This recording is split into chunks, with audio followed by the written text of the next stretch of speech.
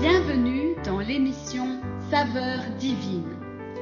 Cette bonne nouvelle du royaume sera prêchée dans le monde entier pour servir de témoignage à toutes les nations. Alors viendra la fin. Ce pain céleste vous est présenté par Immaculée Niraneza.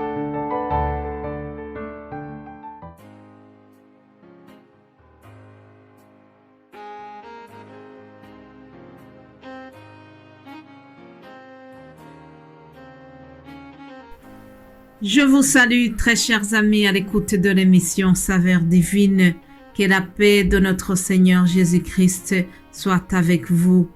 Je bénis l'Éternel qui me donne encore une fois cette occasion favorable de pouvoir venir vous partager la parole de Dieu. Je le remercie parce qu'il m'a gardé aujourd'hui pendant toute la semaine. Nous avons pu partager la parole sur le thème qui dit « Ne crains pas ». Sois béni toi qui as suivi ce message, sois béni toi qui écoutes à l'instant, sois béni toi qui écouteras plus tard, sois béni toi qui as toujours faim et soif de la parole de Dieu, sois béni toi qui prie pour nous, toi qui prie pour les autres.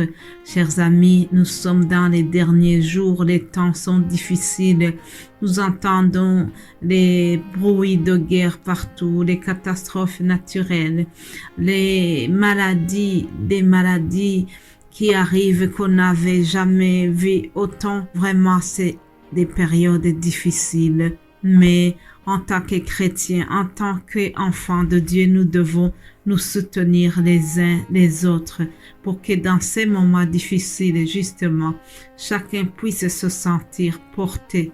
Alors, je vous propose de lire d'abord le psaume 34, versets 19 et 20. Ce sont des paroles qui me sont venues en tête parce qu'un jeune m'avait demandé pourquoi est-ce que des gens qui sont gentils, des gens qui sont braves, pourquoi est-ce qu'ils ont aussi des malheurs? Ah, voilà la réponse. Peut-être tu te poses la même question. Réponse, c'est dans le psaume 34, 19 à 20. Il est écrit « L'Éternel est près de ceux qui ont le cœur brisé et il sauve ceux qui ont l'esprit dans l'abattement. » Le malheur atteint souvent le juste, mais l'Éternel l'en délivre toujours. Oui, chers amis, le malheur peut atteindre quelqu'un qui est ancré dans sa foi. Le malheur a atteint Job alors qu'il était intègre. Le malheur a atteint même Jésus-Christ alors qu'il était sans péché. Oui, le malheur peut atteindre le juste, mais l'Éternel l'en délivre toujours. Que cette parole te fortifie si tu avais aussi une question pareille dans ton cœur. Hier, nous avons parlé de l'apôtre Paul et nous allons terminer la semaine sur lui en parlant de tous ces malheurs qu'il a rencontrés pendant l'évangélisation. J'ai réfléchi et je me suis dit, oui, Jésus-Christ nous avait prévenus. Vous savez, pendant les 3 ans que Jésus-Christ était avec ses disciples, il ne les a pas fait rêver. Il n'a jamais promis que le fait de le servir, ça sera une vie tranquille. Non, il a toujours prévenu qu'ils auraient des tribulations dans le monde, mais qu'il sera toujours avec eux.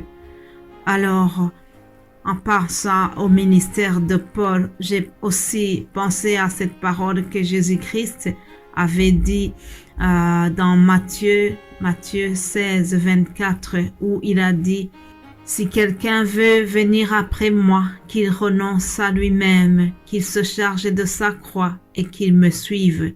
Car celui qui voudra sauver sa vie la perdra, mais celui qui la perdra à cause de moi la retrouvera. » Alléluia. Celui qui perdra sa vie à cause de Jésus la trouvera. Je pense que c'est cette idée qui doit nous animer tous. C'est ces paroles qui animaient la foi de nos frères et sœurs qui nous ont précédés. C'est cette foi-là même qui animait l'apôtre Paul lorsqu'il rencontrait des problèmes dans ses voyages missionnaires. Nous allons terminer sur un voyage qu'il a fait à Rome. Donc, il était dans son 4e voyage missionnaire à Rome. Puis, il est envoyé pour un procès. Et le voilà qui est dans le bateau avec des gens qui le conduisaient. Et tout d'un coup, il y a eu la tempête. Nous allons voir ce qui s'est passé. Lisons Actes des Apôtres, chapitre 27, à partir du 21. Je lis ceci. On n'avait pas mangé depuis longtemps. Alors Paul se tenait au milieu d'eux et leur dit, « Ô hommes, il fallait m'écouter et ne pas partir de la Crète afin d'éviter ce péril et ce dommage. Mais je vous exhorte à prendre courage, car aucun de vous ne périra et il n'y aura de perte que celle du navire.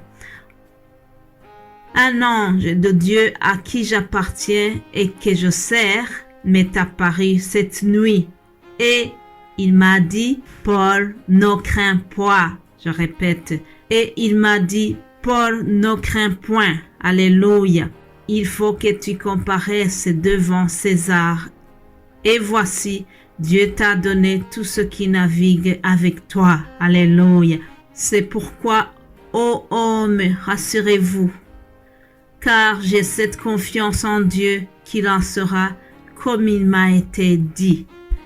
Vous voyez, mes bien-aimés de Dieu, l'apôtre Paul étant en plein péril, il y a une tempête qui survient, mais l'Éternel vient le rassurer en lui disant « Ne crains point ».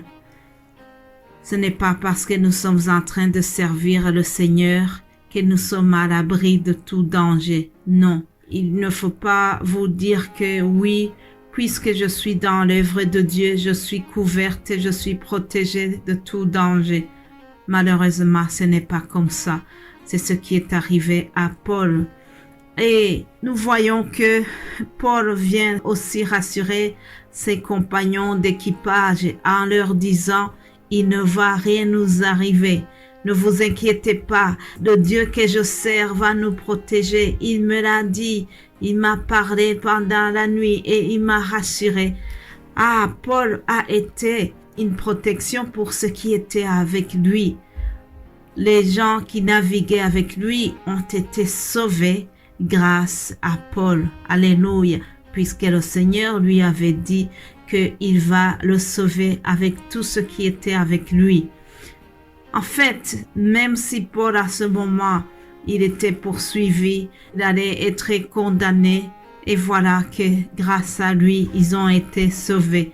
Ça a été le contraire de Jonas, lorsque Jonas allé en mission à Ninive et que comme il n'avait pas obéi à Dieu, Jonas a été un grand danger pour ceux qui naviguaient avec lui. Ils ont dû le jeter, ils ont dû le sortir de la barque. Vous savez ce qui a été suivi. Donc Jonas était en danger, il était une menace pour cette navire. Ici c'est le contraire.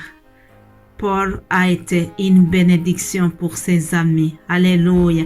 Je prie que nous soyons vraiment une source de bénédiction pour des gens qui sont avec nous.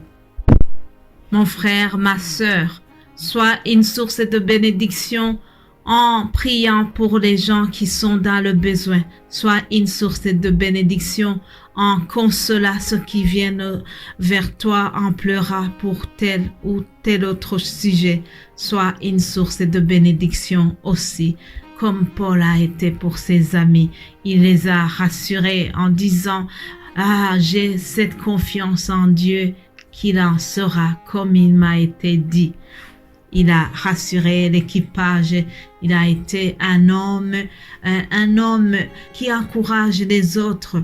Un homme rempli de foi, un homme de Dieu. Alléluia. Jésus-Christ a dit que nous sommes la lumière du monde. Oui, chers amis, une fois que nous vivons avec le Seigneur, nous ne devons pas être des gens ordinaires. Nous sommes la lumière du monde, nous sommes le sel de la terre. Alors, Paul a été vraiment la lumière, il a été une source d'encouragement pour ceux qui naviguaient avec lui. Je voudrais terminer ce message en vous encourageant, vous tous qui traversez des moments difficiles. Je voudrais rappeler ceci, le malheur atteint souvent le juste, mais l'Éternel l'en délivre pour toujours. Alors, chers amis, ne craignez pas, mais gardez la foi. Alléluia. Ne craignez pas, gardons la foi. Que le Seigneur vous bénisse abondamment.